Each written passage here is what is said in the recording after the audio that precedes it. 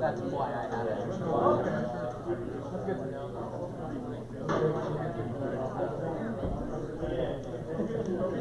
I mean, that's what the girls are really big. You get up and start a blog up. You have to be willing to produce content. Welcome everyone. Let's grab some seats, grab some food, and let's get the show on its way. We'll get started like in 5 minutes.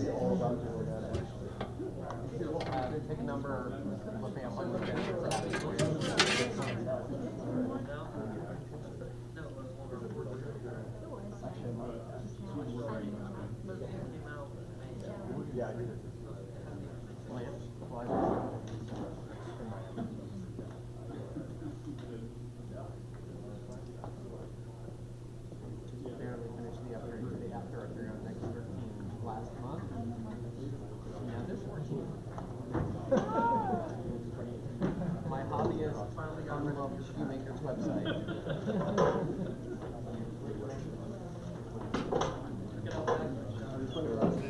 Look. Here we go.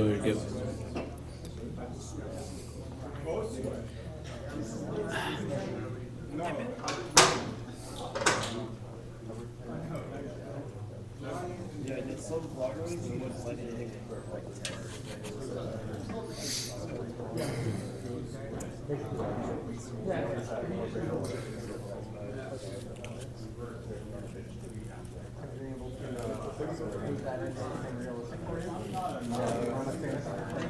No, not yet. I got one every month, but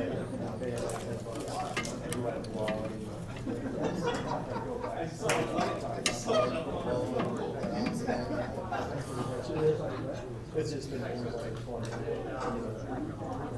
I figured maybe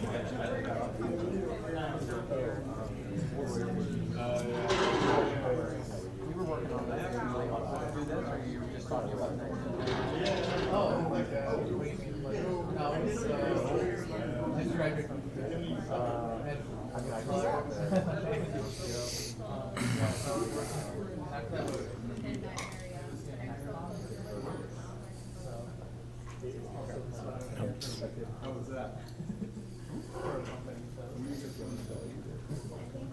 All right.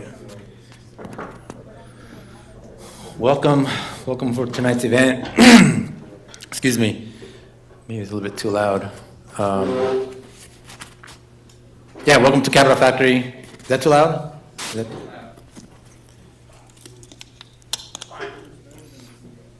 It's okay? Kind of loud? No? Fine? It is loud, but it is fine. It's loud, but it's fine.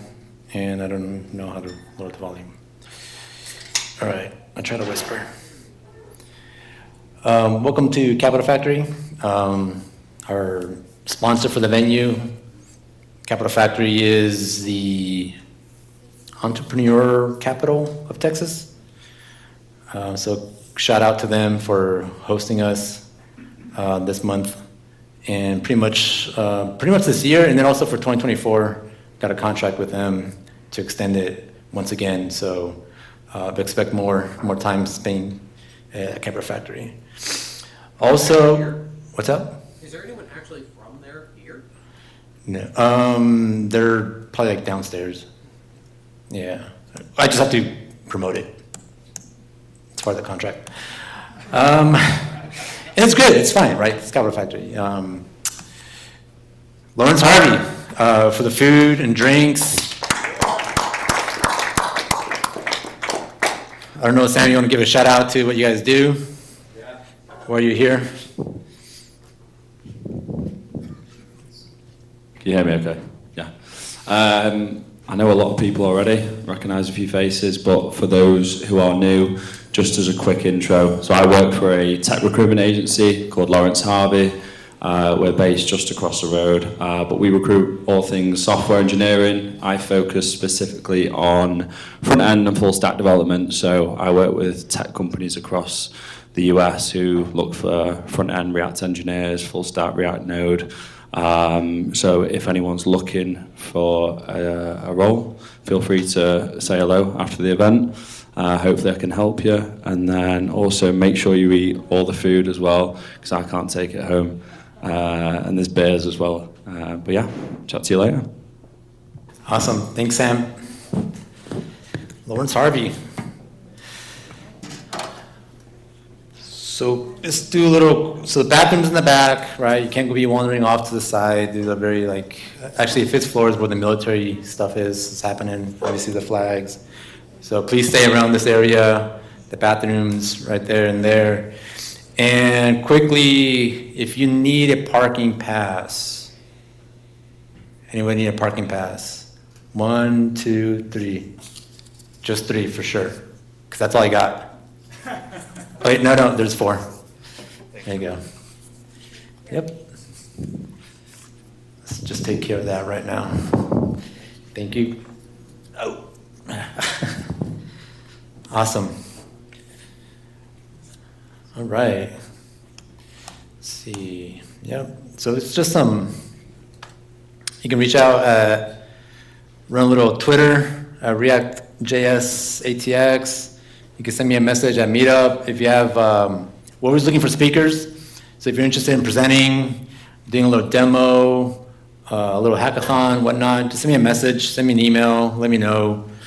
Or just send me a message in meetup.com there as well. Again, speaker topics, we're always looking for someone to present. And some topics that, come in and out, I guess, of the hype train, state management. Anyone here using Redux anymore? Is it Redux a thing anymore? Yeah, is it? No? Yeah. Next.js, obviously Next.js is tonight, but anyone here using Remix? Yeah, Remix. Well, hopefully we can get some more talks about that if you want to give a talk on Remix. Another big one that I'm always into is performance and rendering. It's React's mental model is a little tricky, but I like it. It's good to understand how React is working underneath the hood. And of course, is there any beginners into React at all here tonight? Any beginners? Yeah. Boot campers from React? Yeah. Thanks for coming out, yes. Again, if you're interested in presenting a very beginners, I don't know why this keeps going forward, sorry about that. Foundational React presentation, please let me know. We always get beginners coming in and out, and it's always good to have refreshers as well. Nowadays, everyone's using frameworks. I don't know how big Webpack is nowadays. Anyone still using Webpack directly? Yeah? No, I still. Yeah. The webpack.config file is your friend, yeah. It's nobody's friend. Right. Well, it served me pretty well for the last, 8 years or so. But yeah, now everyone's using frameworks, right? So that'll be an interesting topic right there. Architecture, how to set up a project, storybook, design system, how to work with the designers. And of course, the big talk of the night, OpenAI, live coding, ChatGPT stuff, right? I know I had a few, the last couple of months, I had a few messages that people are interested in something with ChatGPT, OpenAI using React. If someone knows any of this stuff, anyone already using OpenAI, they want to give a presentation, please let me know. There is a demand for that. All right. Another thing too that we do at the end of the event, we just walk downstairs across the Omni Hotel. There's a bar. We just go out and hang out there after the talk and just continue the conversation.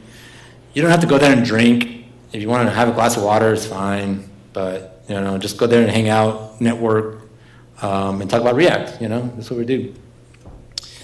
Again, parking validation, and tonight's talk is about Next.js. So who here is using Next.js right now in production?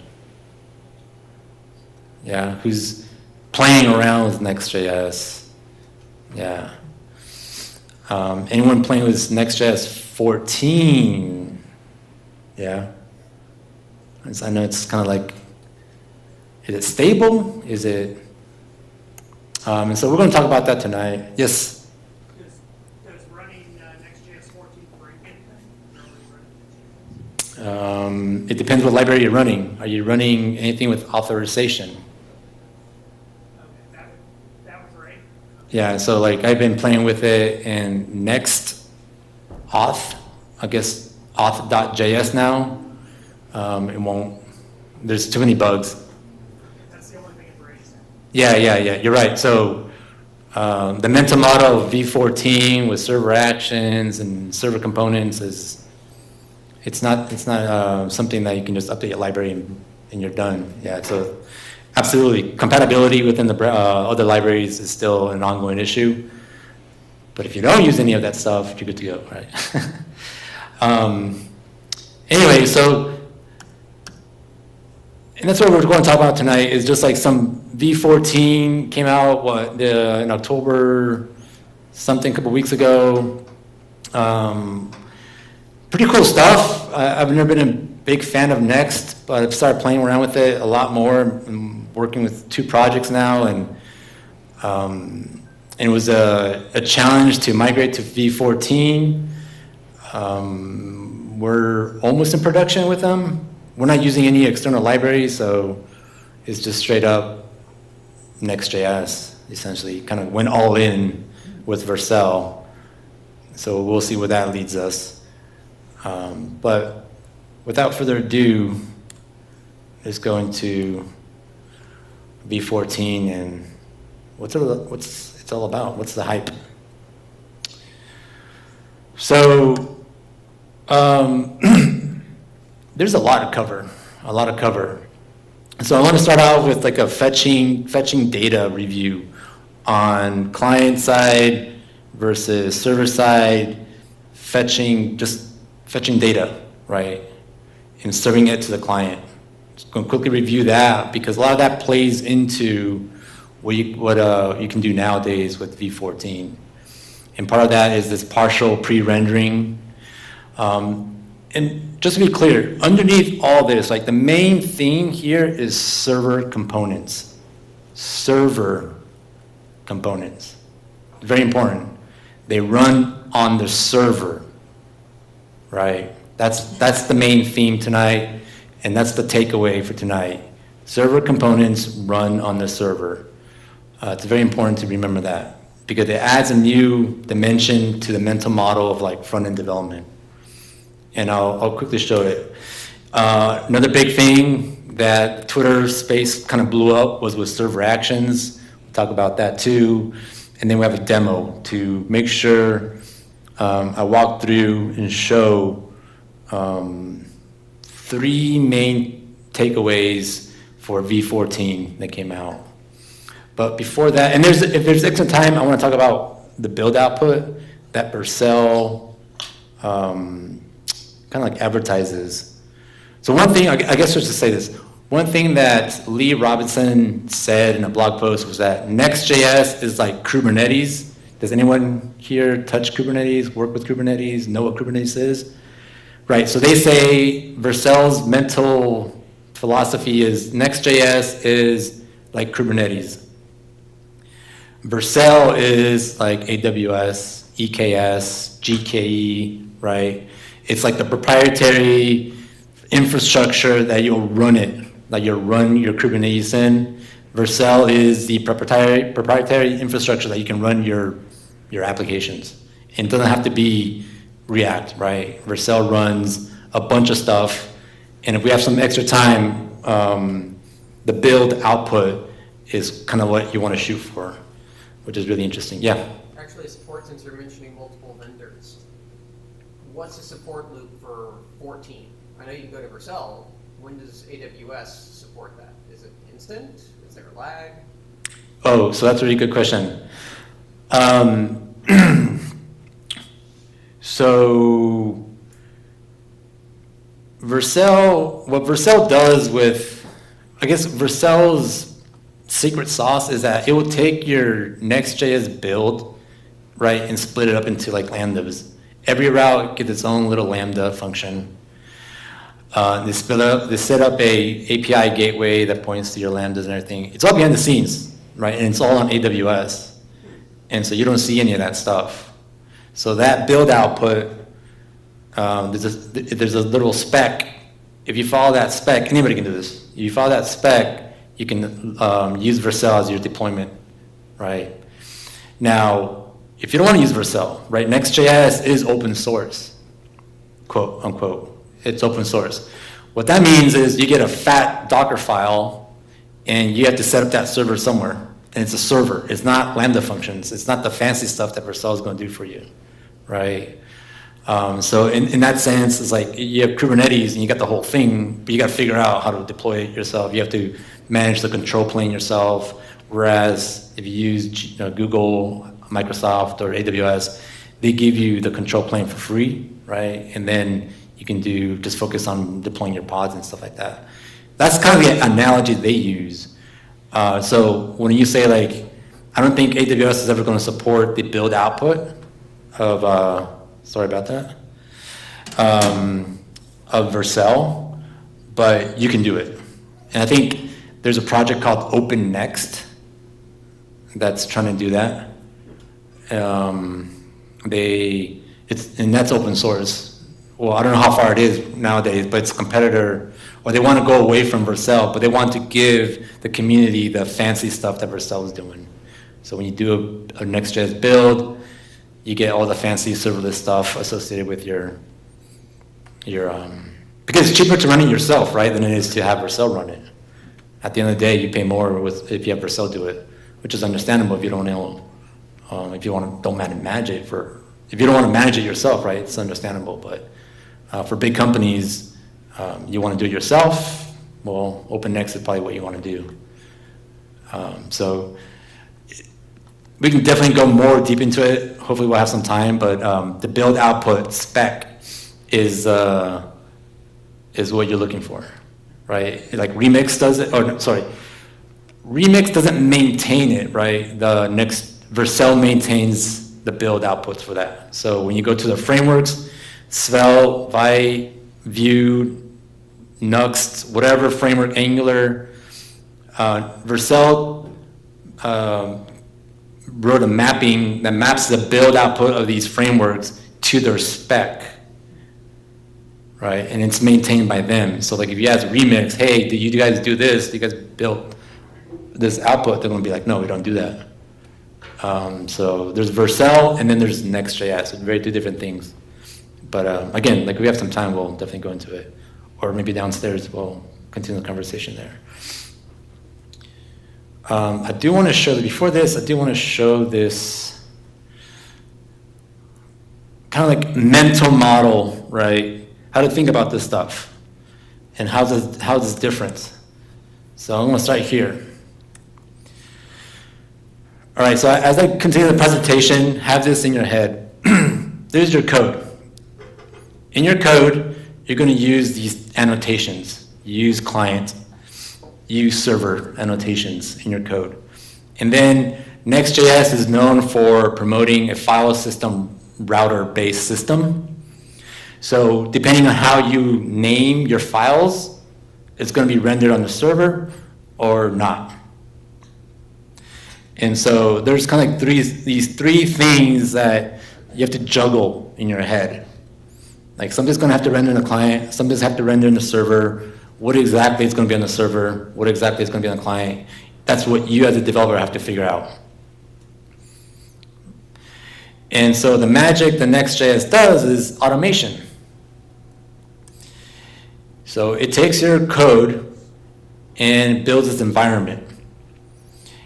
It parses through the code and it creates kind of like this server, static and dynamic, or client and server auto-generated code, if you will.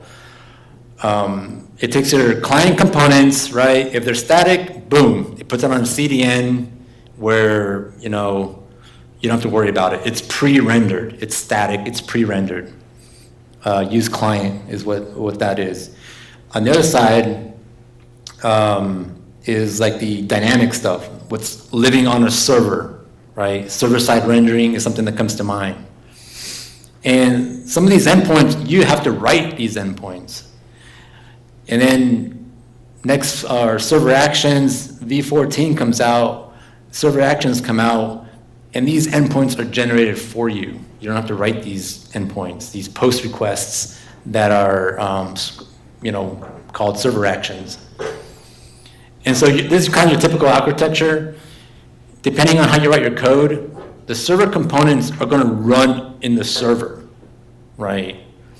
And in the server, you can write and use personal identification or identifiable information. You can use API keys, like information that you will not want in a browser. You put it or you write it in use server files, right? Server files, server components. And that's kind of like a lot of confusion about Vercel and what Next.js is doing, because you're writing code and you're mixing the client and the server, and it looks kind of weird, maybe even, it's really confusing at first, but know that Vercel or Next.js is parsing your code and splitting your code out for you. So even though you have one file, it's parsing that file and it's, hey, and Next.js is doing some magic underneath and saying like, hey, this goes on the client and this goes on the server. And so we'll get to see that you can write SQL queries alongside your client components, which looks weird, but know that in the background, Next.js is going to get that SQL query and run it in the server, right, and not in the browser. That's very important to understand that. There's a lot of confusion around that. And then typically, I think what Vercel or Next.js is trying to push is like, hey, we'll take care of the server part for you, because now you can directly connect with the database. You can write SQL in your components if you want to. And so that's kind of the top arrow, right? If you let Next.js auto-generate the code for you, it's going to communicate directly. Their server, the output server, is going to communicate directly with the database that you have. Versus traditionally, right, you have an API backend team that's writing these APIs, that's connected to the databases, that's connecting to S3 or whatever the case is, and your web server is talking to the API server, which talks to the database server, right? That's kind of like the traditional route. The bottom arrows is kind of like your traditional route, the most secure route. But nowadays, or what Vercel or Next.js is trying to do is like, you don't have to do that, right? Because we'll split the code for you. We'll auto-generate the paths for you. We'll auto-generate the creation of these routes for you, right? So you don't have to really think about this stuff or maintain a server. They'll do it for you. And so that's kind of like the mental model, right? And then, of course, you have the browser, and the browser is going to, the browser is just going to talk to whatever gateway that it is. The browser has no idea that all this stuff's happening in the background. Maybe a lot of developers don't even know what's going on in the background either, and that's fine. Next.js handles all this for you, which is really impressive, right? The Next.js framework. And in the demo, I'll go through like examples of this. The three examples here: server actions, routing, and server components on the client server components. Yes? So when you run it locally, what's it doing? Like when you're testing it locally? It's just a huge, yeah, it's just one Node.js file, or sorry, Node.js server that they spin up for you. Everything is put into there. Yeah, but if you deploy it on this Vercel, everything gets split up nice and easy. Yep. All right. So I'm going to start with a quick review on just data fetching patterns. Patterns such as from the server, caching, client and server cache, streaming with suspense, parallel and sequential requests. And a lot of stuff is you're probably, if you've been writing front-end code, you most likely been doing a lot of this stuff, maybe not the streaming stuff, but everything else, either your infrastructure team has set up some kind of cache layer, you maybe have set up a cache layer, but these aren't esoteric. These are very common practices that front-end applications, web pages have. Right, and so we all know this, right? The server, the backend, right? This is probably the first thing that we do. We set up a API server that's separate from the client, Node.js server. It could be a Rust server, it could be a Python server, whatever it is, right? In this case, if we assume it's a Node.js server, you probably use a fetching library, Undici, Node Fetch, Request, Super Agent, Axios, right? We all use these in the backend to do our S3 bucket calls or talking to a third party. This also, I didn't write it here, but you're probably connected to a database. So maybe a Postgres, you're using a Node PG, for example, library, right? Backend API server, again, very separate from the client side, from the client side stuff. It's more secure in theory. Here's where you put your access tokens, API keys, sensitive information. Here's where you write one API. Think of it like GraphQL. You have one API that the client talks to. Your API server gets that, does multiple database calls, whatever, merges everything together and feeds it back to the client. And the game here is that you want to minimize this back and forth communication, right? The birth of GraphQL. One post to rule them all type of thing. And with Next.js, you can use, again, Next.js would generate a backend server for you, and you can use server components, route handlers, and server actions to do this work for you, right? So you don't have to spin up your own backend server anymore if you don't want to. Another type of fetching pattern is caching. We all do this caching. Even if you're not unaware of it, your request, if you're using React, that little fetch, await fetch, right? That call, even though it's kind of like you have the fetch API from the browser that they adopted, React takes that API and adds stuff to it. And what they add to it is this caching, request memoization. Right, it's a React feature, it has nothing to do with Next.js, it's just part of the React stuff. So whenever you use React and you use fetch, you automatically have caching. But the trick here is the request has to look exactly the same, right?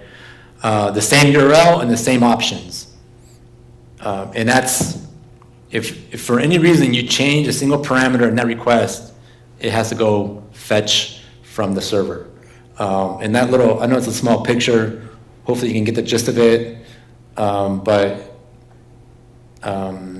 if you do use the same, so in this example it has item/1. If you use the same call throughout your application, it never goes back to the server, you're just hitting the cache layer. Another type of cache, which is introduced by Next.js, is the data cache. And this is kind of like when you're talking about like your edge functions and all this stuff and how you get data from one region of the world to the other region and from one CDN to the other CDN or whatever, right? This is Next.js. This is what they do. And what this is as the image implies, or even the data cache implies, the name implies, it's a server. It is from the server. You hit the server goes fetch data, and then the data that comes back into the server is cached, and then it goes out to the client.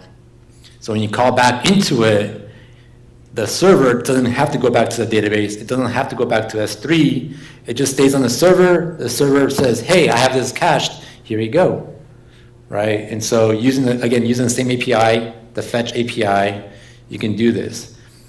And Next.js offers you an escape hatch, right? So if you don't want to cache it, then make sure you annotate your code, or in this case, your fetch API, cache, no store, right? And that tells Next.js that, hey, whenever this new call comes in, I'm going to hit directly the data source, right? And so the mental model here is backend, right, to data source, API layer to data source, and then all the way up to your client. Yeah, so again, cache, you should be doing caching. It just reduces the number of requests of the origin source. Maybe even saves money. And just to reinforce this model, right? One side is caching, and the other side is not caching. Caching is always like this middleware or this middle tier that saves you a round trip to your data source, right? That's the mental model for caching data. Another pattern that was introduced is streaming. I'm sure we all heard about suspense a lot. We probably even use it right now, right? Progressive rendering, so on and so forth. It's pretty cool with this. And actually partial pre-rendering, which we will talk about, uses this mechanism. And the key here, the takeaway here is no more blocking the whole page, right? You can render parts of the page, and the components that are taking a long time to load do not render the page from loading, right? So you can incrementally build out your web pages or web apps. And again, in the demo, we have plenty of examples to show you. And the last pattern that I want to talk about is the parallel and sequential fetching, right? And this is just JavaScript promises. A common pattern that we probably all use, promise.all settled, or not. Await, right? And so you as a developer have to figure out, should my second request depend on my first request? And if it does, you kind of get this sequential picture where if you want to render the settings page, well, you have to wait for the other two pages to render first before you can get to the other page, right? It's like a waterfall effect. Versus parallel, where it's just like, hey, give me all the data at once, and I'll deal with it when it comes back, right? And then you're using, basically, to get the parallel effect, you have to use the JavaScript APIs of promise.all or all settled, and what have you. All right. Next is the partial pre-rendering. And this is what I call like dynamic. Is a combination of static and dynamic pieces together. And so what that means is that we're going to write code that some of it is just, static. It doesn't need any data. You can hard code it, all the data stuff you want. It's presentation, right? Anyone remember the I don't know what you call it, design model of React, where you have a container and then presentation and like all these higher order components. But in your container component, you write the logic of like fetching, and then your presentation would just be HTML and CSS, and then the props will come in. Like, this is kind of like an extension of that. And so what happens is that you can write your presentation components that are static, right? You refresh the page, they're just there. There's nothing nothing dynamic about it. But there's certain pieces of your app or your web page that are dynamic. So think about it like Twitter. Twitter, for the most part, the tweets come in. The only thing that's dynamic about it is maybe the like buttons and the heart buttons, right? The little icons at the bottom. Those little pieces of there are dynamic. But the rest of it is pretty much static. It's just coming from like a cache or something, maybe between intervals. Think about like an e-commerce website. For the most part, the product pages are static, but maybe your cart is dynamic, right? If I want to buy something, the cart has to dynamically update. So that's kind of the way to think about it. And partial pre-rendering, again, it is because of the server components. Server components. Takeaway, server components that make this happen.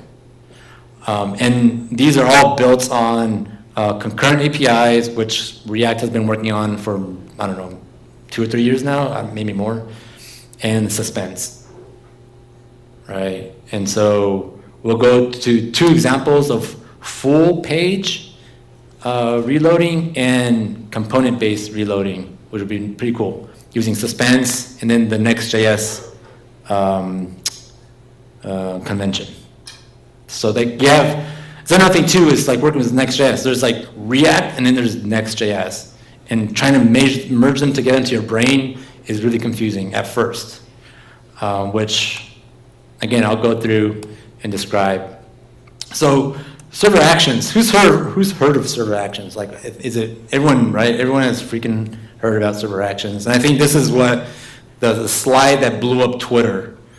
So you have here, and like front-end developers, right? We're really okay with like mixing concerns, right? JavaScript and CSS and JavaScript, HTML and JavaScript and HTML, CSS and Java. I mean, like the separation of concerns is not really a big thing in the world of front-end development. I think we're all pretty much, kind of accustomed to it. But one thing that really kind of struck a chord with, I guess, anybody here database guru, database admin, maintainer, migration person, is like now you can write SQL in your front-end development, It's kind of like, oh shit, what's going on here? And so everyone went ape shit. And the thing is, the SQL, you write await SQL, that SQL is a library of ourselves. And in demo, I'll go through it. That people are blowing up saying like, hey, you're using SQL on the client. You have to watch out for like SQL injections, right? Security. And there's a thread where it explains that no, it's not. SQL backtick, right? The template stuff, template functions, like it's perfectly fine. And the key word here is the annotation, use server.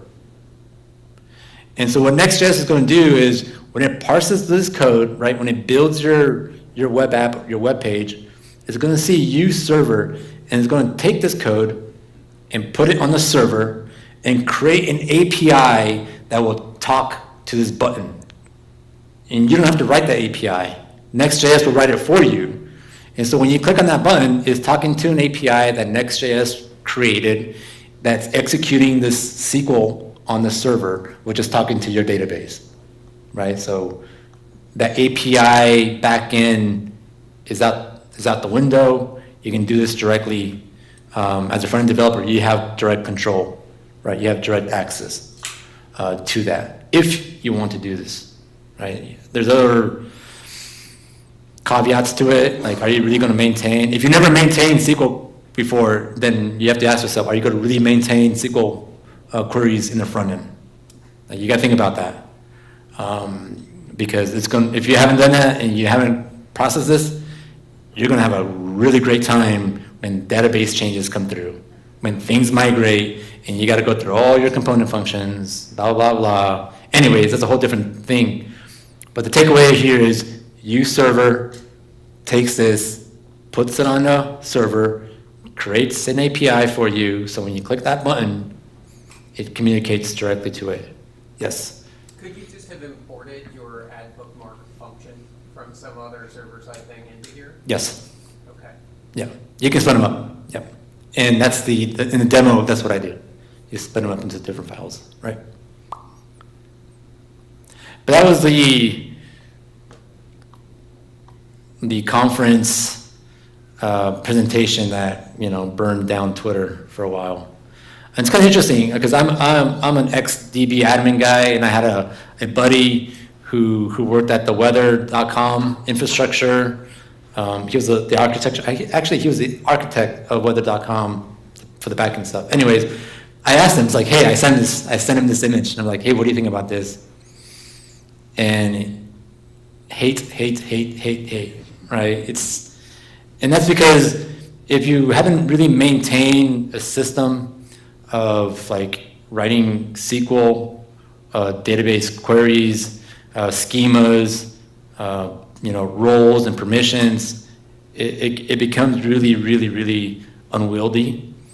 And that's why DB admins make a lot of money, because you have to unwind that. But I can see the benefits to it where, hey, it's a one-off. Like, there's ways to keep it organized. Hopefully I can get that message through tonight. But again, ask yourself, do you really want to maintain this on your front end? Just ask yourself that question. Server actions. So again, you do not need to manually create an API route. Next.js will create that route for you. Server actions run on the server, right? Not on the client, not on the browsers, not on the CDN, right? They run on the server, behind your VPCs, inside your VPCs, behind your gateways, and so on and so forth. They are built with the Form Data Web API, so you are learning, you know, like what's Remix's big thing? You're learning web fundamentals. You're learning web fundamentals here too. But you don't need to use server actions in a form, right? This is not a form. The button is not a form. So there's an escape hatch. You can use it inside a form or not. But you do have to use their API, right? React, Next.js. Cool. Any questions before we get to the demo? Yes? Are there any cold start issues with the serverless functions? Oh, I'm pretty sure there are, yeah. So the thing is, can you notice it? Can your customers notice the cold start issues? Have you had any issues with it? No. The issues I have is with serverless databases. Those you can tell the cold start, because when you send a query, something that takes 2 milliseconds is taking 20. It's just like, oh. But I haven't had any experience or issues with the cold starts. And maybe that's just because Next.js or Vercel is doing some kind of optimizations in the background, which, we don't know. Yeah, but I haven't had any. Has anybody had any issues with it? Code starts with Next.js? Yeah. I was going to ask, excuse me, sorry, assuming the answer is yes, is it smart enough to know, for example, if you import some large package that you're going to use inside of your server action, to not import all that And there's a client? into what it actually sends to the client? Yes, very good question. Very good question. Yeah, so this is what it comes down to. You as a software engineer, as the front-end developer, what are you doing? And knowing what you're doing. If you have the annotation use client and you're importing these huge libraries, those libraries are going to go to the client, which is going to add to your build, which is probably not what you're intending to do. So it's usually better to, like, if you're going to use these huge library, take a minute and figure out how you can split them up so that, hey, it's fine if it runs in the server, right? That's its own thing.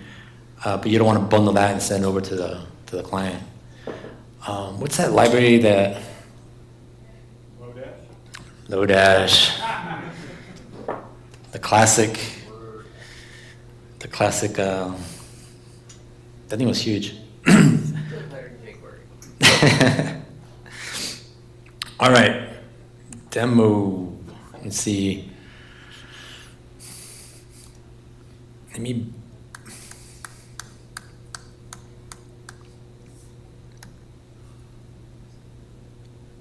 is that font size good, or should I blow it up a little bit more? Bigger, Way bigger. Okay. Getting closer? Good, good? Yeah.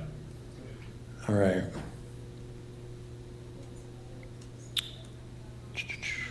Okay, on the main branch.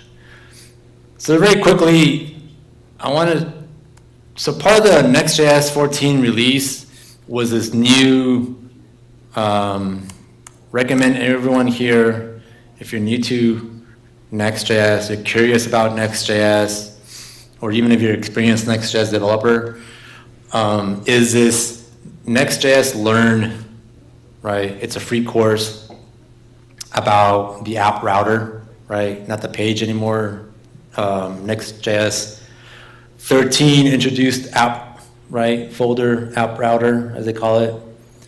And this Next.js Learn course, right, goes through everything that I'm going to show you tonight. It's really nice.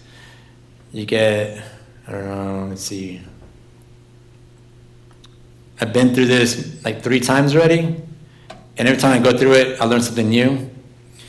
But it goes, it's like there's 16 chapters, but it goes really fast.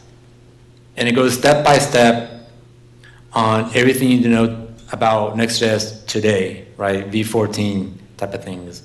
And it's really, really good. And so the example I'll show tonight is built using this. So I'm not going to go through all of it, obviously. I'm just going to cut out the ones that were, you know, really catchy. But again, really recommend /learn, nextjs.org/learn. Just go through it. It takes like an hour or two. It's fun.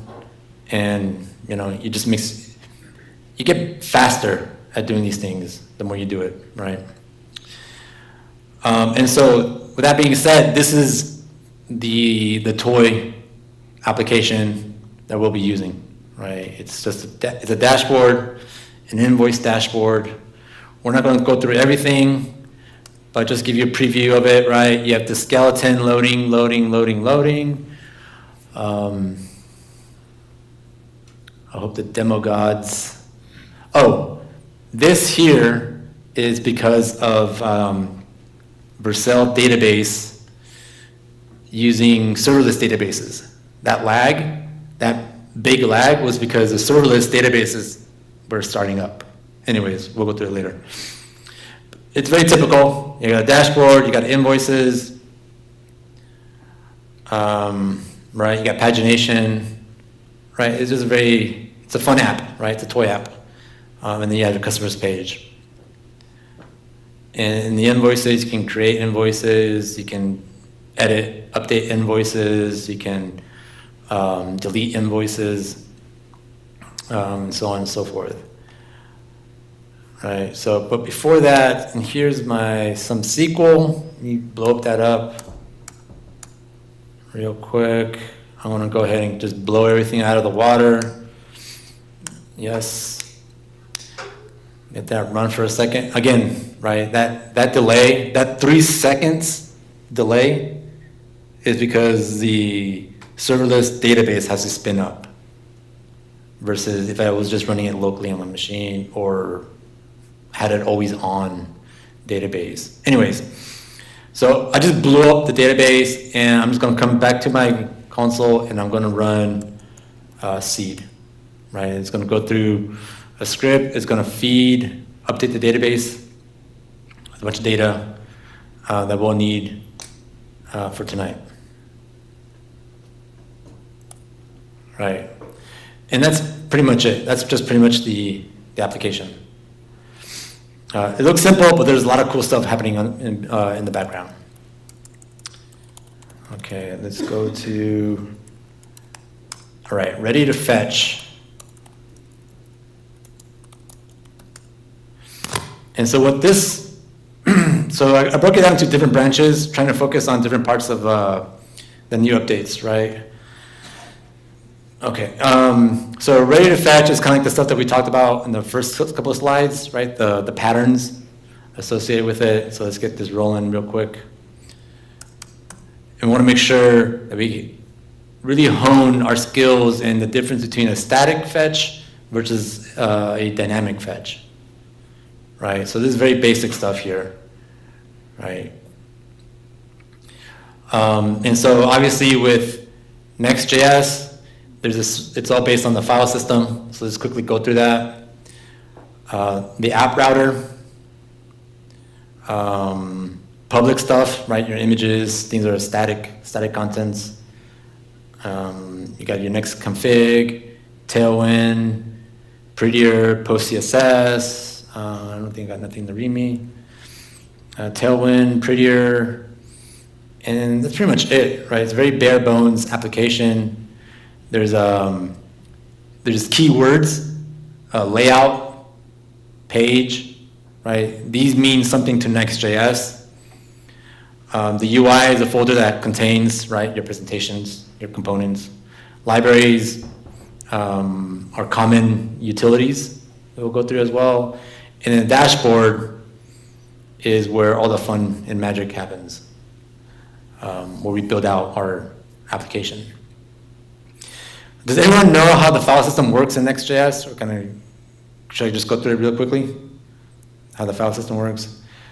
Okay, so the app router, right? The parent level is app. The child underneath it is called dashboard.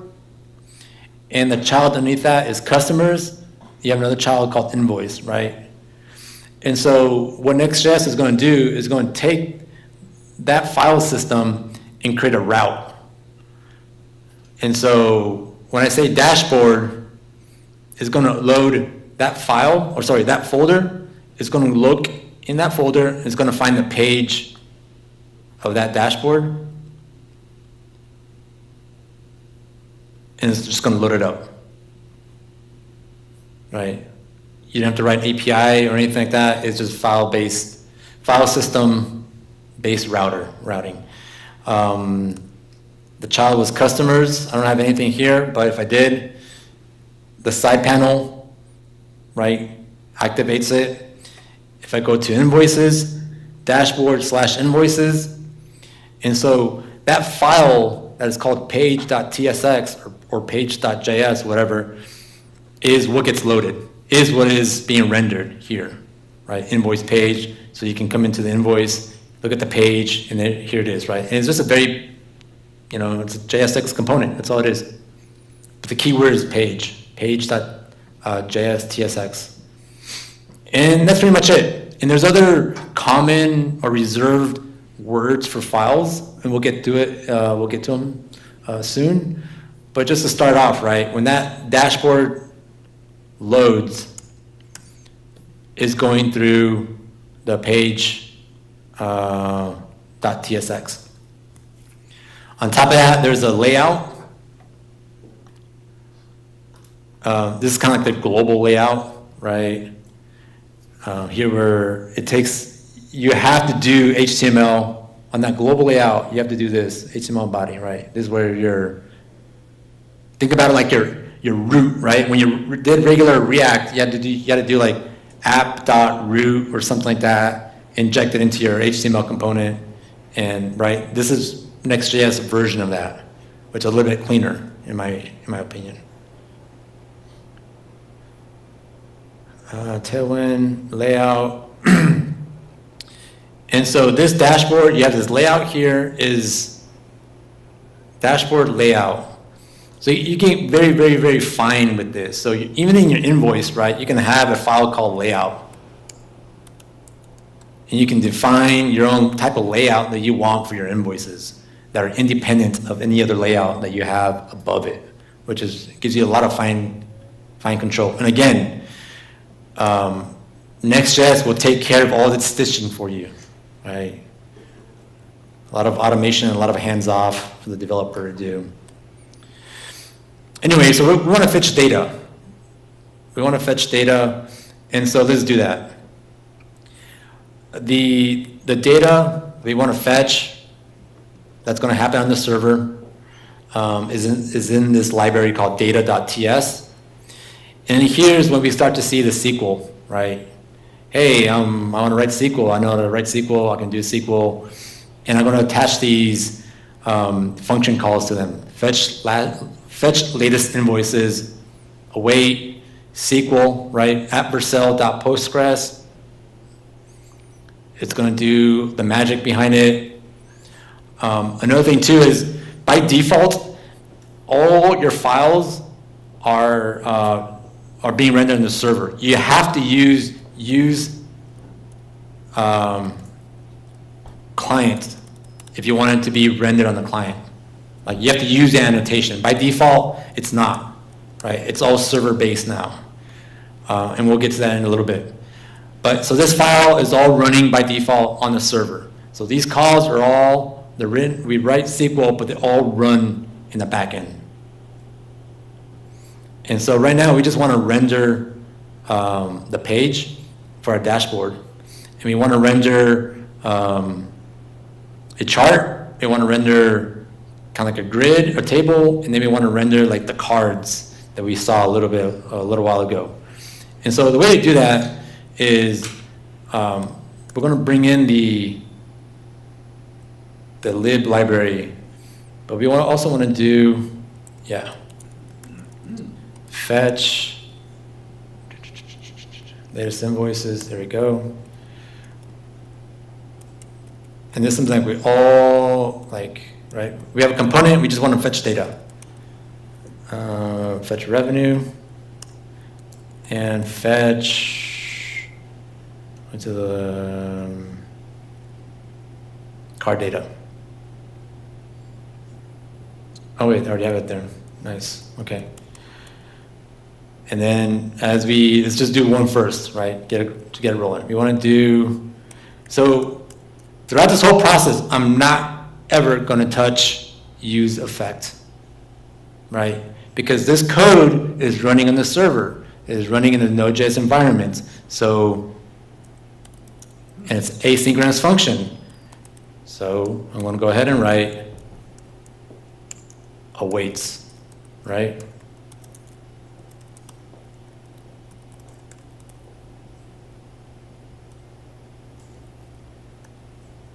Got that going, got that set up.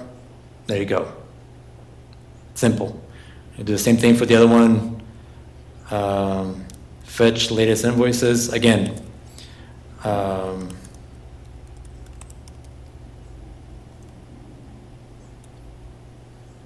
just gonna await that, save it. It's probably what you're typically doing, right? When you're building something down, you're just gonna hammer out all the awaits, all the fetches at the top level of your component. And then the final one is this card stuff.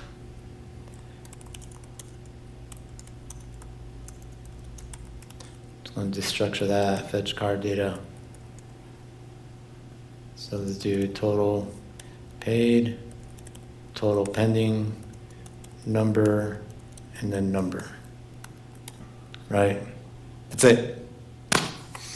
Obviously, a lot of boilerplate code, right? But that's the main gist of it. You can write these components, you await it, no use effect, no use state, right? It's just because this is rendering on the server. This is a server component. What about things like loading and error states? Just handle those. I guess this is just a demo. We just handle those as part of what comes off that fetch function. So there's multiple ways to do that. I guess the most common way is to do something like this, right? And then you catch it, and then you figure out what to do with it. Or the next JS way is to create a file called error.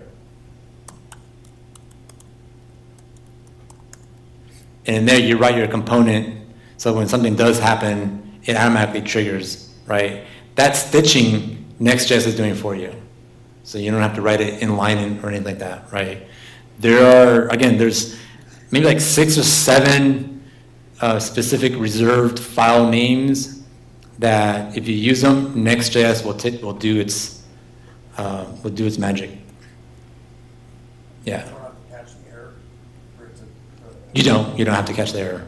You don't have to catch the error. You could, to get very like fine-grained control, because one thing about server components is that the unit of work is the component. So you want to get inside that component, you have to do it differently than you would the whole page. So you have page here.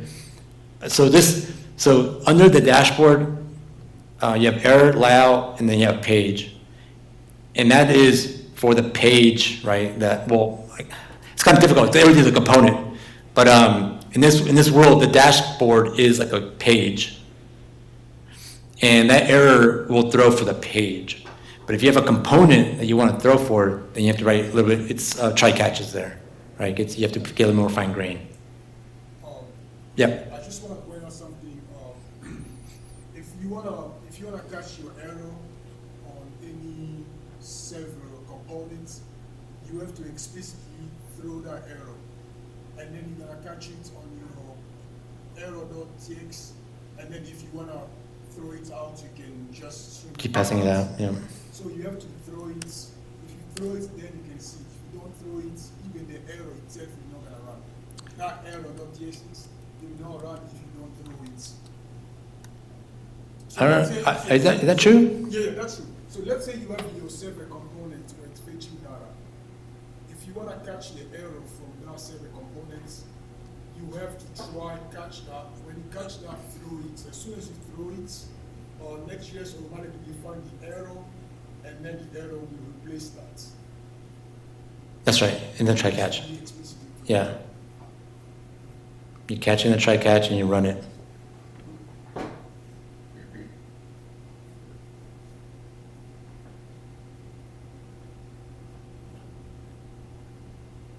But I mean, you're not really explicitly throwing it, right? You're just returning it. Where throw, retain. Yeah. Yes. Let's go back to your fetching. Right now you're doing them all waterfall. Is that going to be optimized away, or do you need Yes. to promise all here? You're jumping ahead. So part of the fetching pattern, right, were the parallel versus sequential. And so as Lance pointed out, this is sequential, right? The page is not going to get built until the first one gets resolved, the second one, and then the third one, and then it gets rendered, right?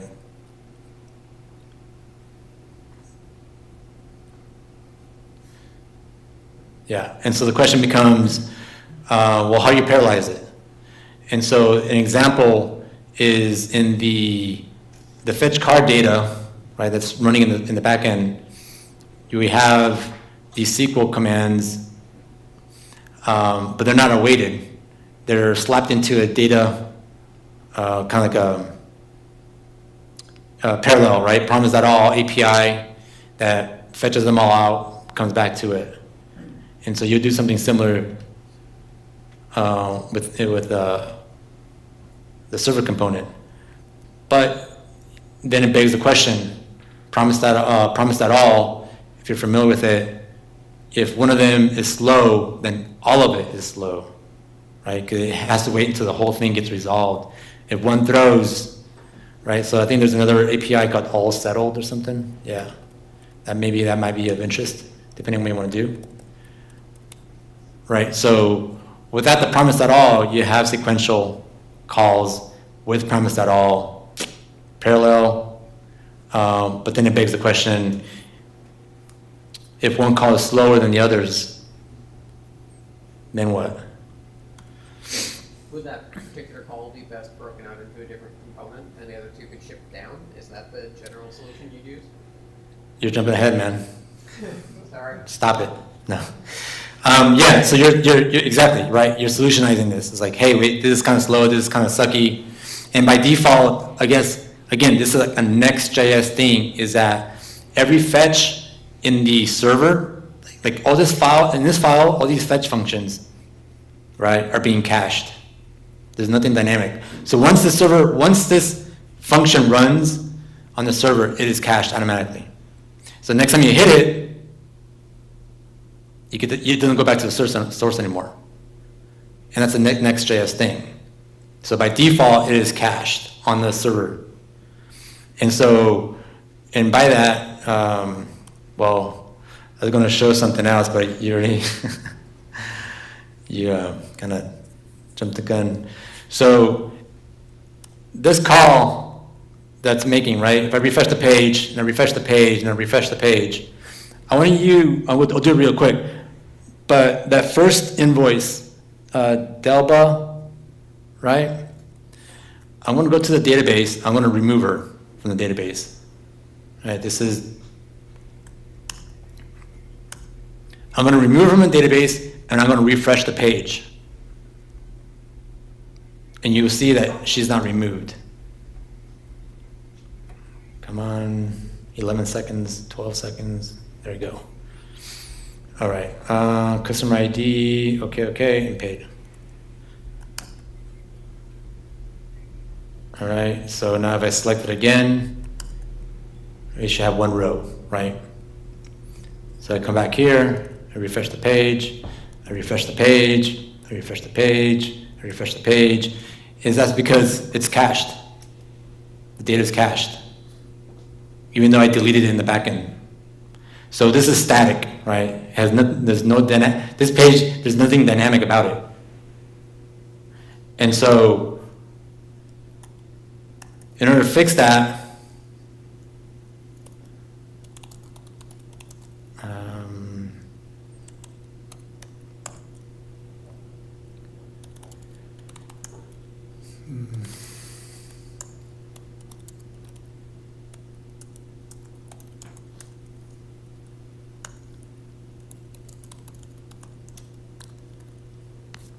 let that load.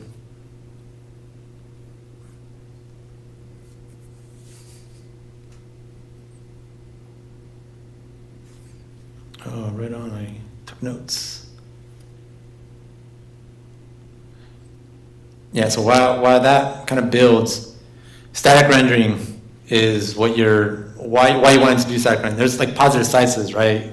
You get faster website because everything's cached. You reduce the server load, right? SEO, like all the stuff that we've been doing for, since ever. But if you want to capture those DB updates and stuff like that, right? You want to do something with dynamic rendering, real time, user specific, request time information, right? And make sure that you want to make your stuff dynamic, not cached in this sense. And so the way that Next.js does it is that you have to use this keyword, right? On line 2, they introduce this unstable _ no store. So if you don't want your functions that are running in the server to be cached, you explicitly have to say no store to all of your functions that you do not want to run, right? Because by default, Next.js caches them. And so we don't want that. We don't want that to happen. So let me just go in there real quick. And then to show you if I remove another user, or if I remove the second user in that invoice and I refresh the page, you'll see that it's updated. You get the updated version of it. Right, so I'll do Stephen Trey. I remove him. User ID.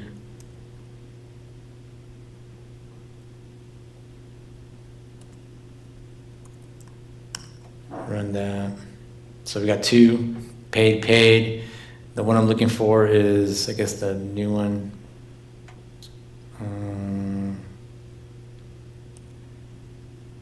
Customer ID and ID is that. Oops.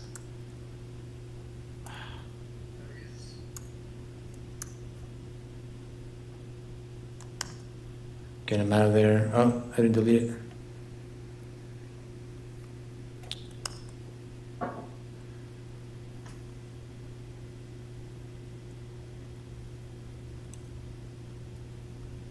Yeah, ID. Oh, because the primary key, I don't know if I can. Customer ID, god damn it. Yep, thank you, sir.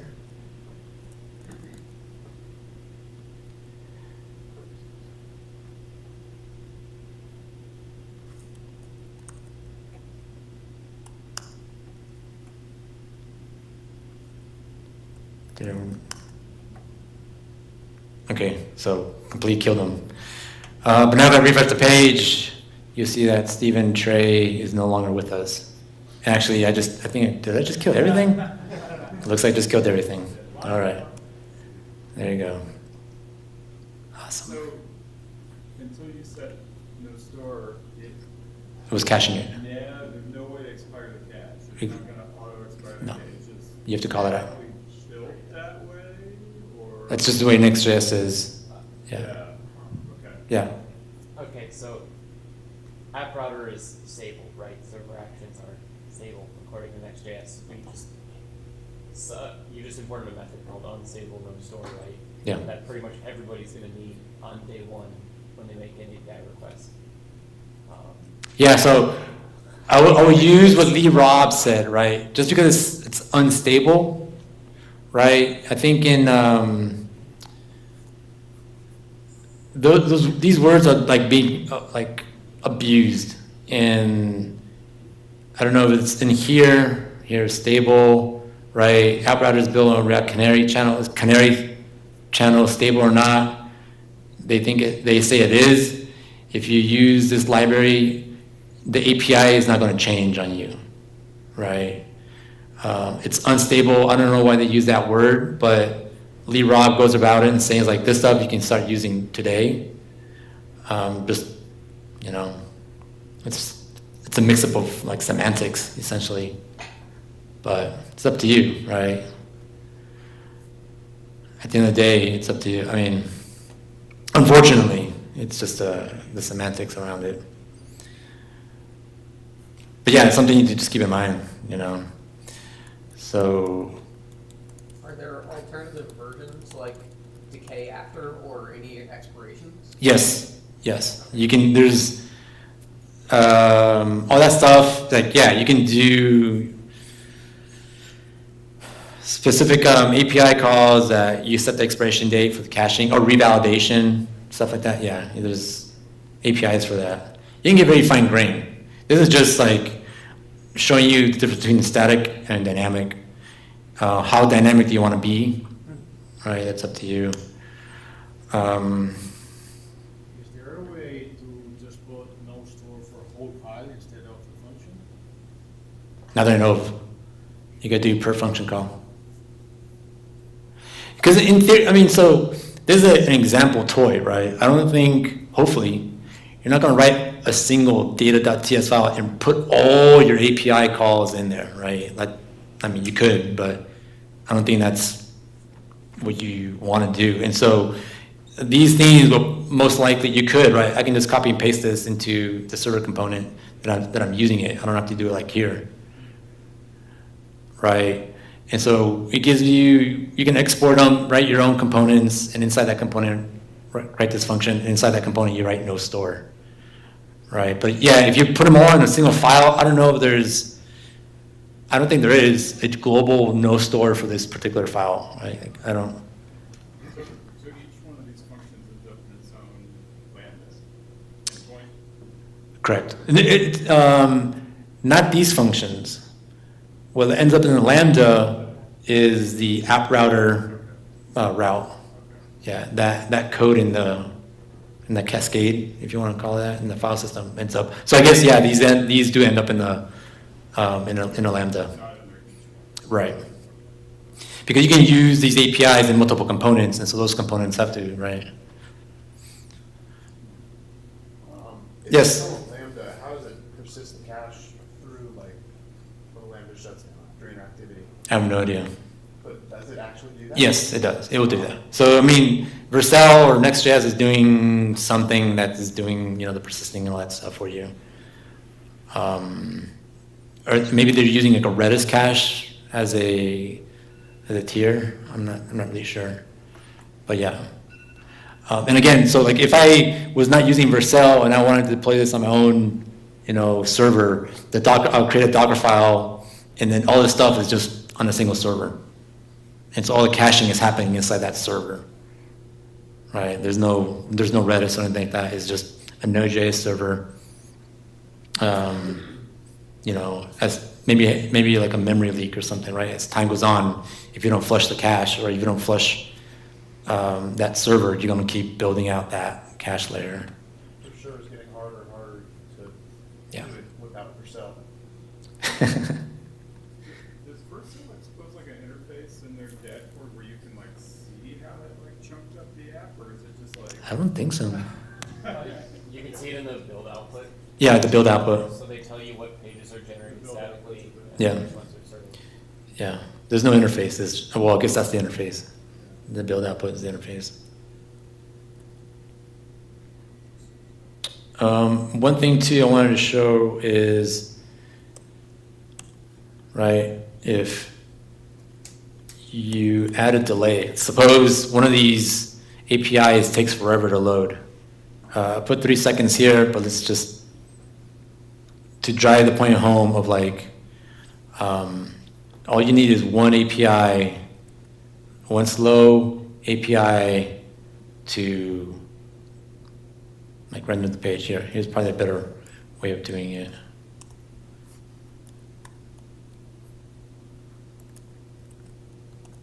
Right, I'm coming to the page, I'm loading, right, everything at once. Right, even though I put no cache, the data is hot or the data is dynamic, the client side stuff, right, the page rendering stuff, the whole page is blocked. So that brings us to streaming. How can we fix this?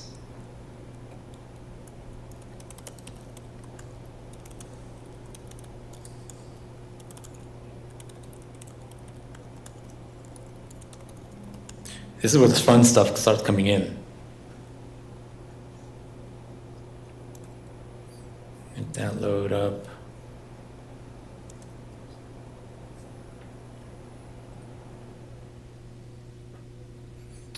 So very quickly, what is streaming, right? You hear about it all the time. It's just, so again, the world of server components, the component is the unit of like work, right? It's the smallest unit is a component. And when you stream stuff, you get to select which components you want to be the chunks, as they call them here. And so what's really cool about this, think about this concept, before server rendering, if you did a SPA, you have all the JavaScript loaded on first page load, and then every subsequent page load, it's just super fast, right? Because all the code is already there, so on and so forth. And you have a component that needs, in a SPA, that needs data. That component makes an AJAX call, comes back, and it renders, and it's dynamic, and everyone's like, yay, happy, because it's like real time, real live. And the communication between the SPA and the back end is all like API requests of data, right? There's no HTML coming back and forth. With React server components, that kind of just, now you can render HTML on the back end and stream it, right, to the front end. So you don't have to make those API JSON or AJAX requests to get a JSON payload. What's happening now with streaming is that you can render your whole page that's not dynamic, or you render the page that you have not selected to be streaming. That page gets rendered, but the components that you select to stream get rendered on the back end. And when they're ready, right, they're independent. You have multiple components that are independent of each other. Once it's ready, it gets automatically pushed to the client, which is really nice. So, and we'll demonstrate in the dashboard, you're gonna have certain parts of the dashboard, certain sequential blocking requests kind of just goes away, because now these requests become independent, right? It gives you that possibility to render parts of your application without blocking the whole page being loaded, right? And so the fundamental unit is a component. Think about a component as a chunk, and you select this chunk to stream. And Next.js provides two types of streaming, right? At the page level and at the component level. And so another key word of a file, right? If you create a file and you name it loading.tsx, and you export a component and you use that component for your page level, that is what will get rendered. And we'll show an example. But if you want to use it for your component level, then you use suspense, right? So you get the option to choose which one you want to use at the page level or at the component level. So in that case, I think, yeah, right. Oops. So let's look at the layout. So we have the layout. Just want to really quick, you have the side nav, right? And then you have the children, right? And what is the children in this case? The children is the page. And this is the problem that we had, as Lance pointed out. You have this page, right, is going to load one by one. Well, actually the page is not going to load until everything's done rendering. Okay, so the problem is, how can we break that up into pieces? And so I'm just going ahead and do the skeletons, maybe. Okay. So let's do the skeletons. So, well, I don't know about skeletons. So I create a file called loading.tx under the dashboard, right? The child of dashboard. Inside that, I write a JSX component, loading, right? It's exported. In my page, I'm going to go ahead and just I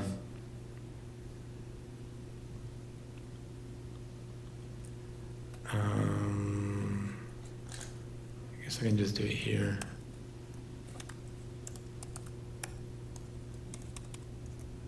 Actually,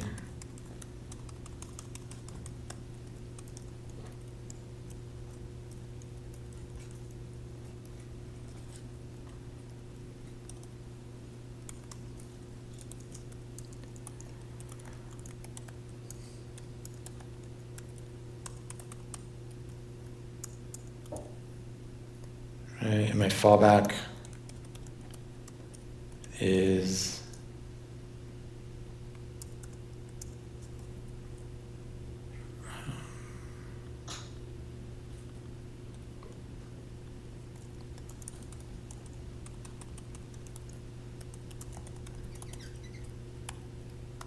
I think that's the way you do it. Could be wrong. Well, I want to find out. Right, you get the loading.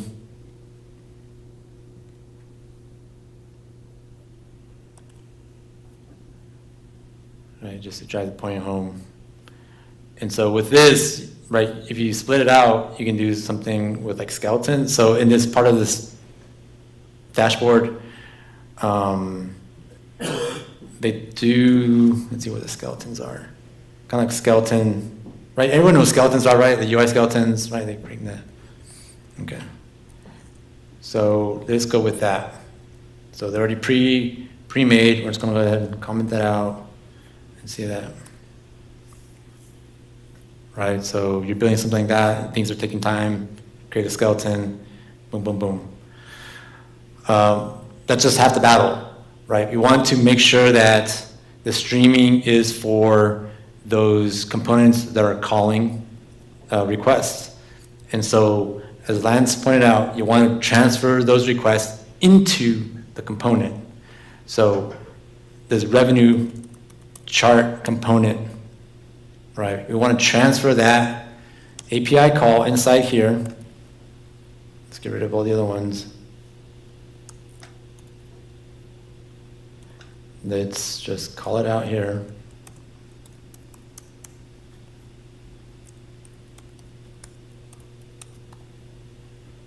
Let's clear up all this props. clear this up. And so now, the only component that's being loaded, it's something that screws with the laptop, but is that component, right? Everything else is when it's ready, it's ready. That component is taking its time. It's cool. Don't worry about it. It's gonna display.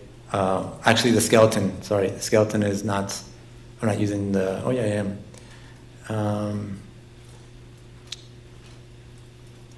Because that's a dashboard skeleton. I need to use the.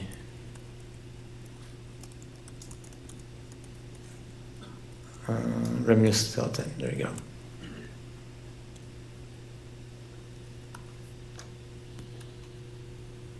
Right, skeleton for the revenue chart. And so that's how you do like the suspense. You use it in combination. And so now I get to pick which components are just gonna, whenever they get to it, they get to it. I'm not gonna block the rest of the page from loading.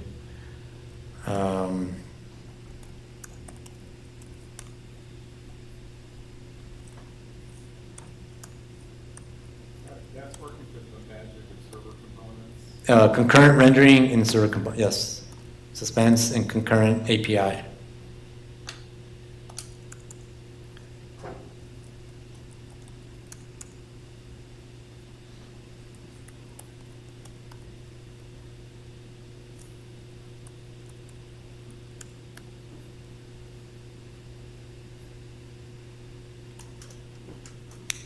And so, oops, I didn't write the fallback.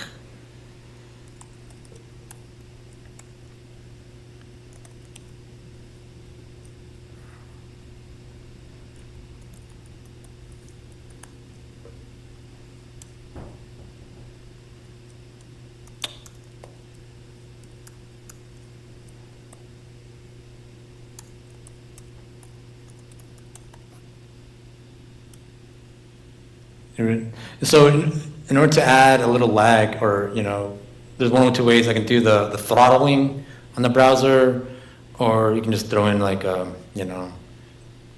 here.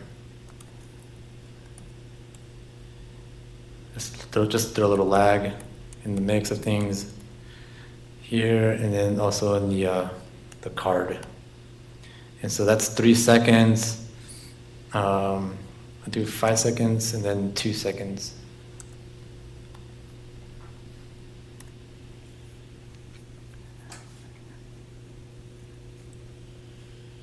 So again, like when things are ready, when components are ready, it gets streamed up, gets injected into the shell of your page component. And the same thing with with the card stuff. So in the card, there's a wrapper called card component.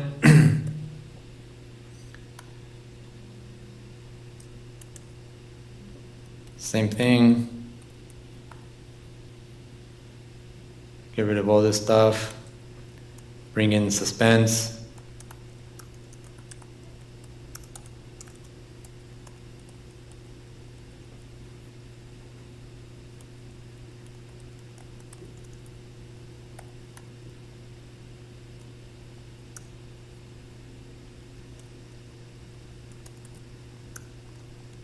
Does the suspense split out the actual JavaScript for the card wrapper itself?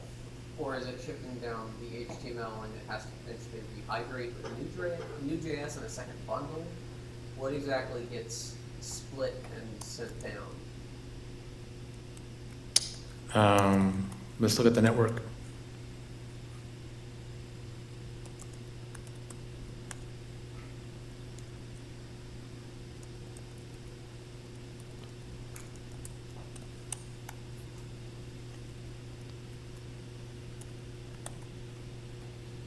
I didn't import it.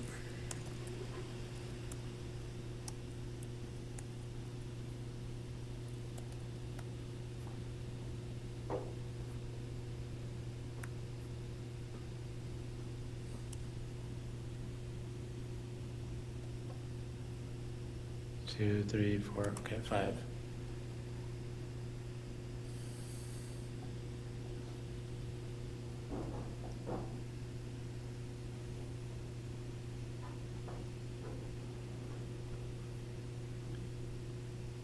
So a bunch of pages. This is the dashboard page.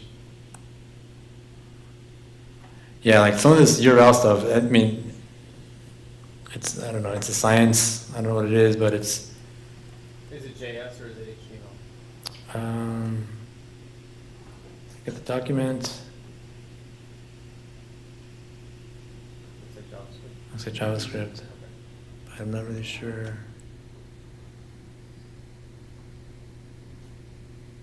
So then, like, kind of to summarize, we jumped through all these hoops to get to this end state that reminds me a lot of what a client rendered application looks like, right? Because you're waiting on, you're rendering skeleton UI, you're waiting on things to load. So user experience wise, it's the same, right? But developer experience wise, we won because now we don't have to manage loading state on the client. React is now doing that for us, essentially. Server components is doing that for us. On the server, yeah. You can use suspense in a client render app, right? Yeah, you can use suspense in the client, Yeah. that's right. So, Yeah. trying to figure out what the difference is here. Because you don't have to manage your loading state inside of your React component. So you wouldn't have to send a fetch request, store is loading in state, render one thing conventionally based on the other. Suspense is just doing that for you with fallback. Right. Yeah, because you can't use an async component on the site, and so you have to sort of do the thing and itself. Okay. You can't put a wait on the site and have it. Or I guess is a big difference that you're receiving one single payload of the rendered component post fetching data versus before you would download the component, you would render, and you need to make another round trip for your fetch request, right? Like you're getting one payload versus. Yeah, so I mean, before either you're doing server-side rendering or you're doing client-side rendering. That's it. Like you can't, there wasn't any, now you're doing both, right? Like you write code and it's doing like both for you. So you get to pick and choose how you want to do it. In this case, maybe I do want to have a synchronous flow of things.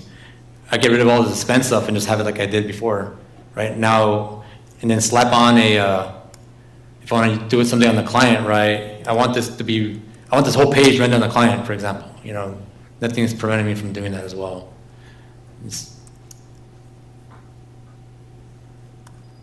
I think this is going to throw an error, but or not. User create. Was that it? Yeah. Oh, sorry. Yes. Surprised at it.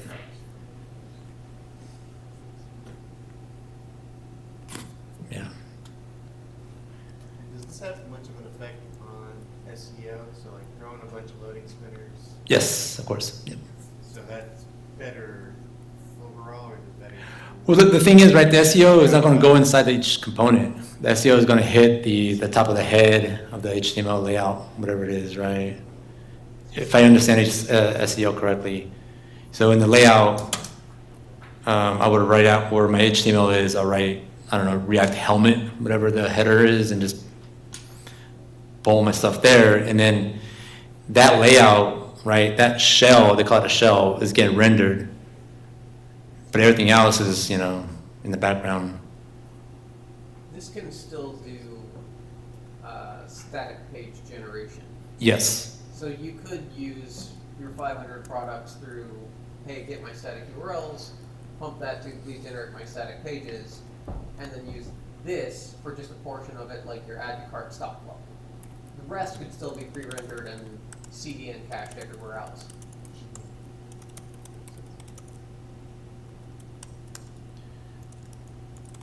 All right, and so the real fun stuff, server actions.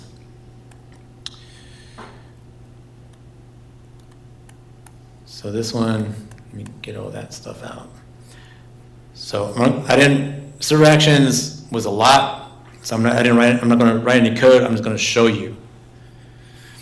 So in this case, in our UI, we want to have the server action mutate when we create an invoice, update an invoice, and delete an invoice, right? So if we go to our invoice/invoice, we get something like this. We want to create something. You fill it out. Create. Create invoice is hitting the API, which is Vercel database serverless. What's that? Is there validation on the form that's triggered if that were a required field? Is that Yes. So this example actually uses Zod. Is anyone familiar with Zod validation? Yeah, somewhat.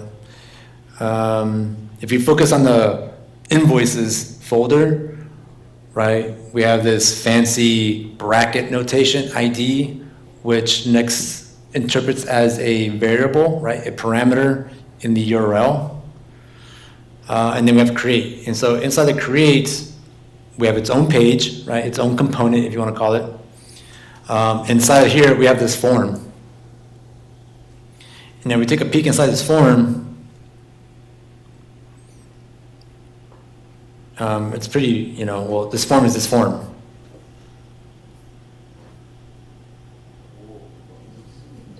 Sorry about that. My ADD kicks in. I could have. Anyways, so this form is pretty massive, and you have a bunch of like these input elements, right? You have to select with the customer ID.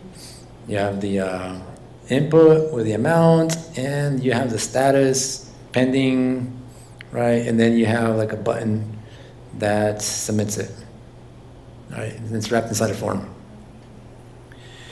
And what I want to do though, usually do you want to create a file and have all your actions in there? It's up to you. Do you want to have a file with all your SQL code in there? It's up to you. But if you do, this is kind of what you want to do. Here it uses Zod. It's using a revalidate cache API from Next, and it's using a redirect. And why is that? Because when you create something, right, you want it to redirect you. Wait, is it? Come on. Let's reload that.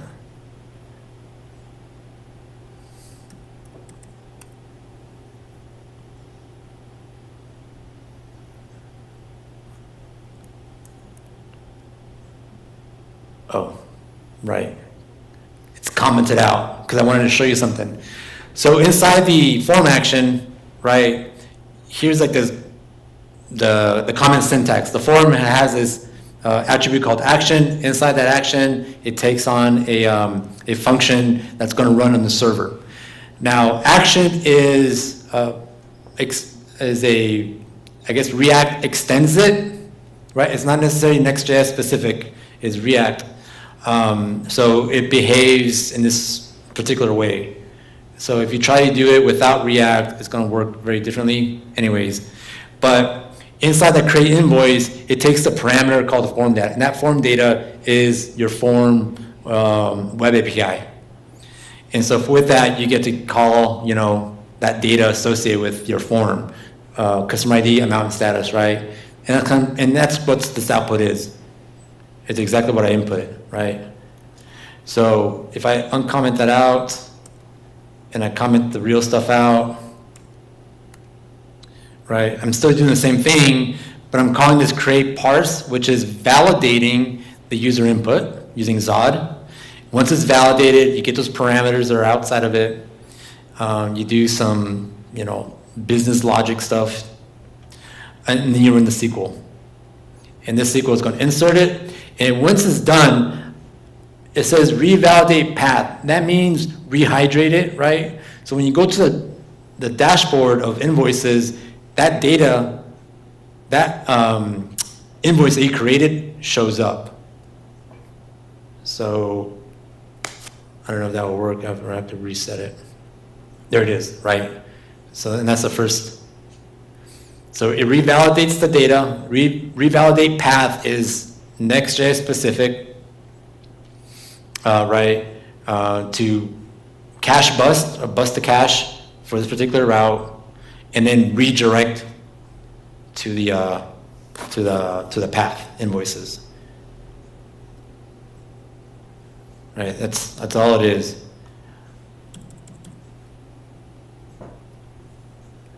And so again, server actions is just a function that you write it with the attribute, you create the business logic that's going to run on the server that you wanted to do, and you're going to sprinkle in some Next.js specific APIs, revalidate and redirect, right? I don't know how I feel about this. Usually, I was taught you always want to validate on the client, and then on the server. This is only validating on the server. So maybe with a little bit more work, you have to import a library in your use client, create form that validates it there before sending it off to the form action. So in this case, if validation fails, does it trigger like that error? Yeah, let's see, get data. So this validation is looking for, well, I don't know how I can, Yeah, Zod throws. here we go. The parse fails. Yeah, so I want to go ahead and pick one. That's your good old HTML. Yeah. What if you just threw, like your database schema was out of date or something? What's the handling for errors, server-side errors? I think this is what this gentleman said.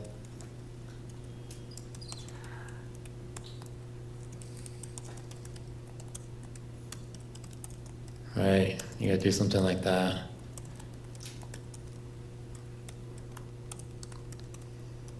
And then I have to write some kind of a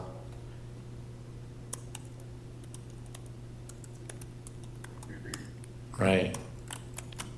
That's how you deal with that. Have you used like the use form status or whatever, like the Vercel? Yeah, exactly. That's what you use for like yes. Sorry, my mind's but yes, that's right. You'll use that API to extend it. And that's where you can get the loading state and the error state and all that for submission? Yeah. So you specify the signature. So message, error code. But here's a kicker. And I posted to the Next.js v14 discussion that every form,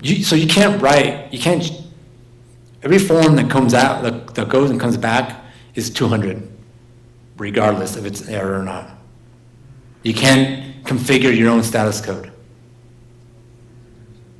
Keep that in mind. GraphQL, it's all fine, it's all post. It looks like actually it's kind of like a one-way. There is no way back. You always get 200.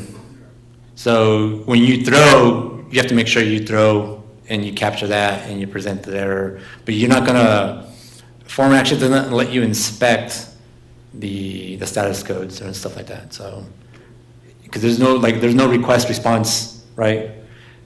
All that stuff is taken care of to you by Vercel, right? So that's kind of the gist of it. And then you can come in here and oops. So you can check right there in the catch, just do a bunch of. Yes. What exactly? Exactly. Yeah. You write all your business logic there. It's on the server. Use libraries. Use whatever it is. Correct. And then there's. I want to show the edit. Did I do something wrong? Of course.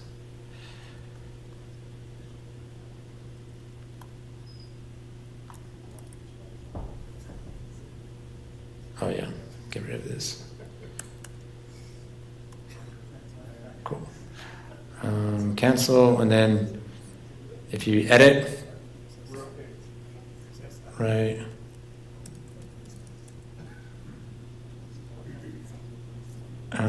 Is that a range? There you go. Thank you, Zod. Right.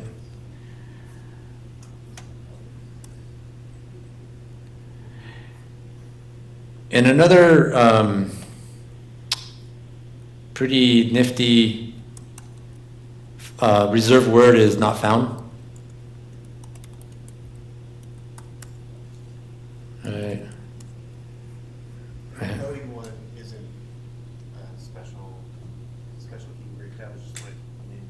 No, it's a special keyword. It's a reserved word, yeah, loading.ts. Yeah, there's, Next.js will go through, yeah. Special reserved keyword list. Yeah.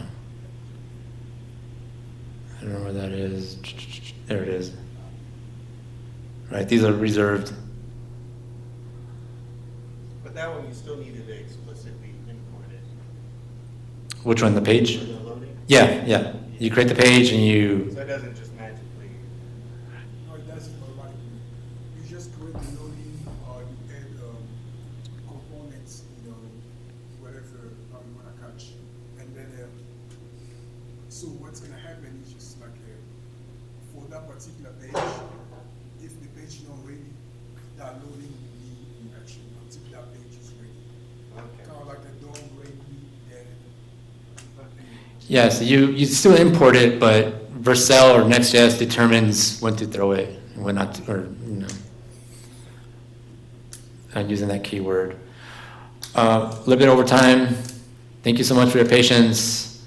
If any questions before we go downstairs to talk some more, hopefully. Is that code shareable somewhere? I could, yeah. I mean, again, this code is from the Next.js learning.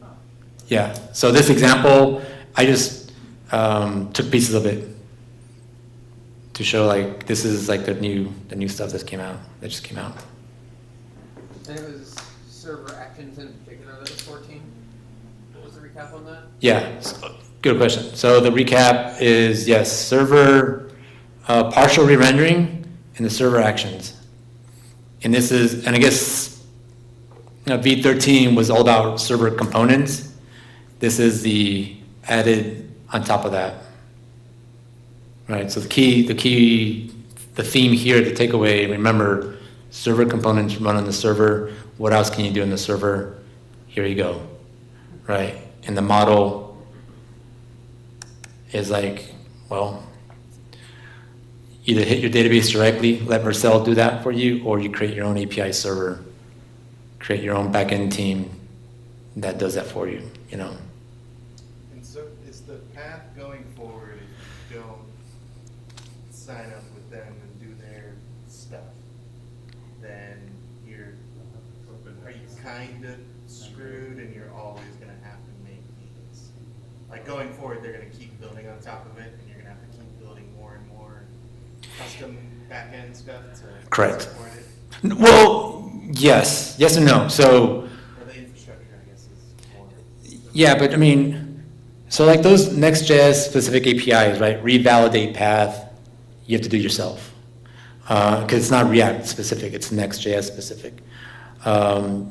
If you don't want to use redirect, like they had that keyword redirect, then because it's Next.js specific, then you probably have to use them like Remix or something. That has, oh sorry, not Remix, the React router, right? Something has to take care of your routing for you. You have to use a different library. And then on top of that, if you don't use Next.js, then the file system routing thing goes out the water, and you have to use, what is it, React router? Yeah, you have to bring your own library to do that for you.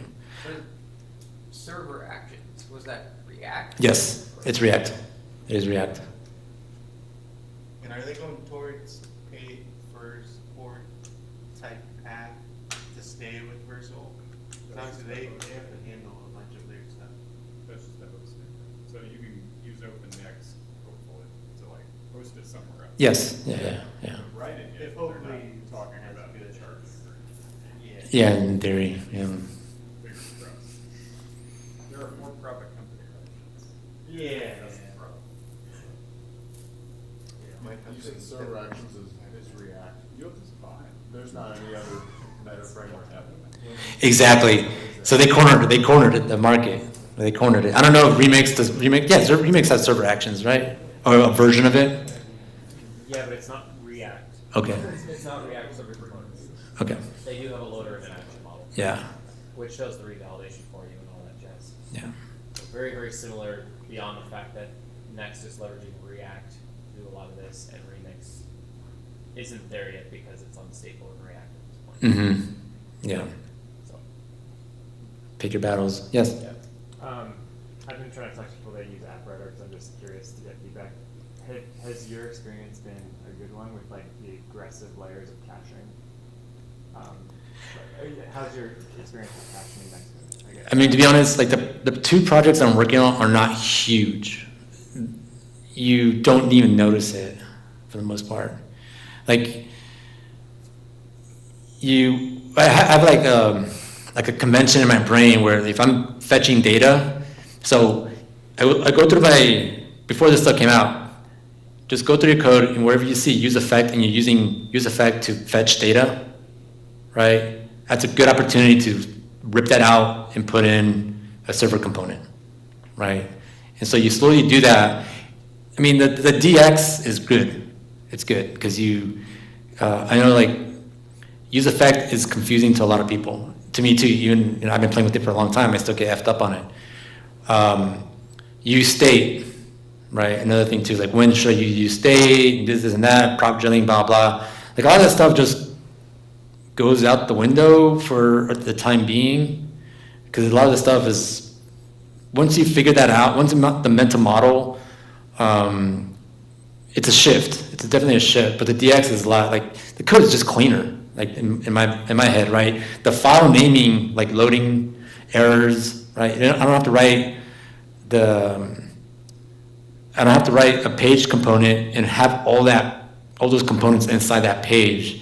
To me, in my head, it's better if I have a file with that name on it and then let, unfortunately or fortunately, how you view it, Next.js just take care of it for you. But Like debugging wise, and it sucks. I was gonna say there's Yeah. there's no like server components, dev tools or something. Exactly. Yes, they're just not. Okay. Yeah, that's right. I think Dan Ammerbach was saying that they were, when he was at React, I don't think he's at React anymore. They were trying to work on something like that over there and figure that out. But yeah, that's another thing too, right? You have to figure out the client side, component side. Right. Where's it happening? Yeah. Mm-hmm. Don't worry about it. A lot of us end up writing just a cache that property onto every object so that you can tell at least when it got produced. Then what produced it? I think, I don't know, like error boundaries is a thing. Yeah, so with errors, they do it the same as Remix, where you just throw any error from a server action, and the error boundary kicks in. Okay. If you have an error.txx defined in any subtree, Don't catch it. you just throw it. You don't have to catch it, you don't have to do anything. You just throw your error, and then that gets passed directly into the boundary, which is nice because then that means just like you have individual subcomponent loading states, you have subcomponent error states. You can get very fine-grained control. Yeah. I think we got to get out of here. Thank you. Thanks for coming out. And please join me for downstairs.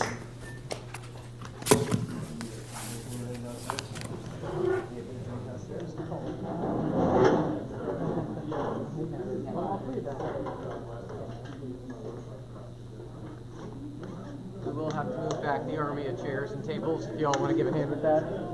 Moving these tables back.